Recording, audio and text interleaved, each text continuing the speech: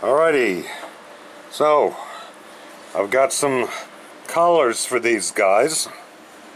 Of course, the blue one for the boy, Frack, and the pink one for the girl.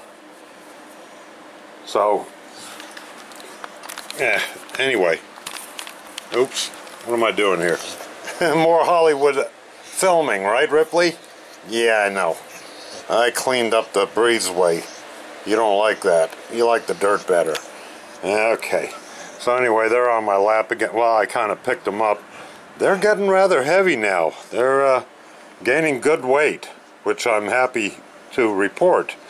So, yeah, pretty soon I won't be able to pick them both up at one time anymore. It's going to be a little bit funky. Just wanted to check in real quick. Well, real quick for me. Alright, I tried to close down the Give, Send, Go thing, and it doesn't give an option that I could find to end that thing, so I guess it stays up forever? I don't know. Yeah, it's just kind of weird. But in either case, we surpassed the original limit there. We got $720. They took out 21, I think. And with the amount of people that donated and 30 cents and the 2.9, blah, blah, blah, that adds up beautifully. I mean, there's nobody being ripped off at all. So in either case, that's good. I got roughly $100 more than what we'd originally looked at, which is good because, you know, bills are kind of mounting up, but it looks like they might have a few things more to do, and I don't know how much that's going to cost, but it'll be taken care of one way or the other. So, and in either case, thank you to everybody that donated. Really, honestly, thank you. Now, going beyond that, we do have a little bit of a thing here. I mentioned before that we had a big cat that had their markings come by here, and that they seemed to play with them and everything, and now he or she is turning into a real jerk, going in there and grabbing their food, and this morning they were rather timid and afraid, and I saw that cat running out. That was about 6:30 in the morning. I saw it running out of the shed, so I know he'd been sleeping in there, kind of taking over the whole place. So I think what I'll do from now on is after they eat their dinner, get their fill and everything, I'm going to take the food in, so the food will be gone.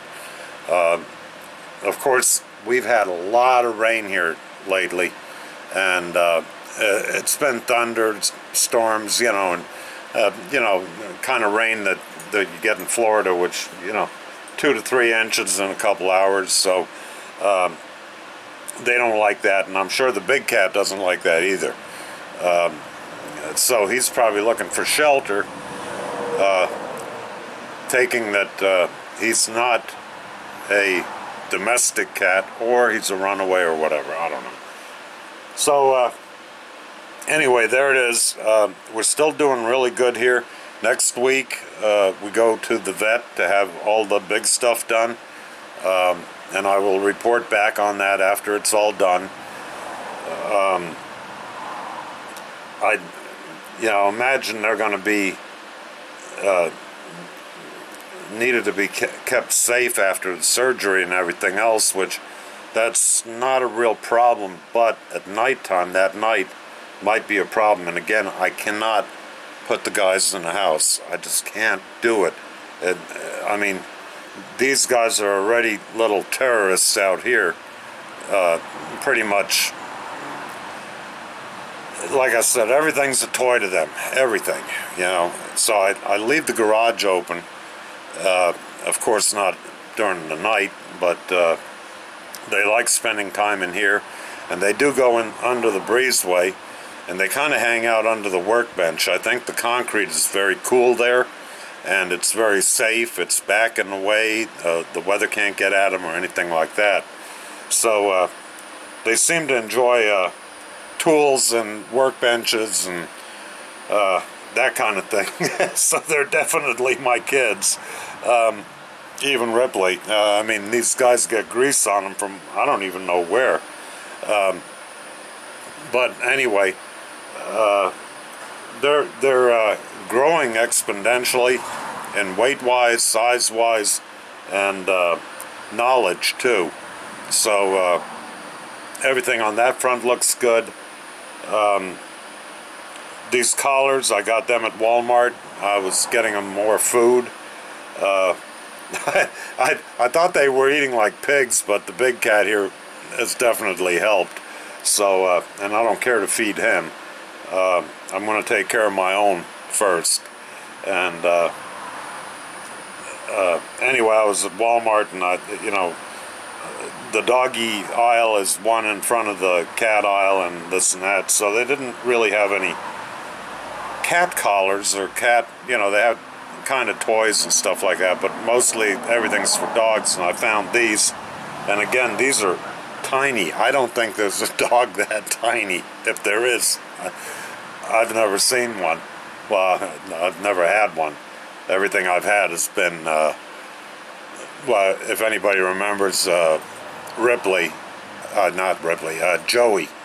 Joey was probably the smallest of the dogs I've ever had, and he was well, 60 pounds, 62 pounds, so everything else has been big dogs, you know, Shepherds, Lab. I've had Labs, I've had Dobermans, I've had mainly Shepherds and Pit Bull mixes, and a few purebred Pit Bulls. So, you know, all my dogs have been pretty big, and I've never seen a collar this small. But look, they were $2.95 a piece, so, you know, I figured what the hell. And these are the breakaway type collars, so if they get hung up on anything, you know, it'll break, at least break away. And then I didn't tighten them up very much to, you know, to where they can get their head out. They didn't seem to mind the collars. Well, Frack didn't. He didn't give a crap one way or the other.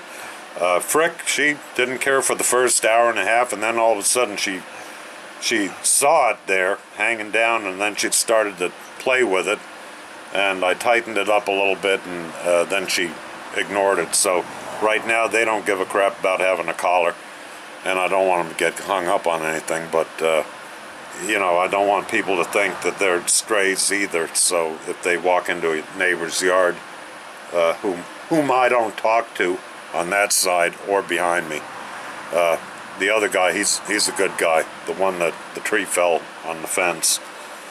In either case, yeah, so there we go, on the lap again, and Ripley down there getting antsy because he probably wants me to throw his balls, and yeah, I don't know, but he does seem to wonder when we come out here in the morning if these two guys aren't here. He's kind of looking for them, like he misses them, which is a good thing. And like I said, they get along. If they go under the breezeway, then that's right where Ripley stays, you know. Well, when we throw balls, that's what he runs to. He's got a pad out there, you know, like a doggy bed, and he'll stay out there, and they're out there with him. The other day they were actually on his doggy bed, and he just came in the house. It was like, there's no territorial war here, or at least not yet. So God knows what these guys turn into when they get older. So anyway, alright, that's all I had to report on. There they are, Frick and Frack, and I don't know, I might change their name in the future. This is just something I did because I didn't know what they were, you know, what gender or whatever. And so, yeah, who knows. Anyway, alright people. Talk to you later. That's the news for this week, and I will report next week, probably after the vet, and hopefully everything goes smoothly. So we'll talk to you later. Take care.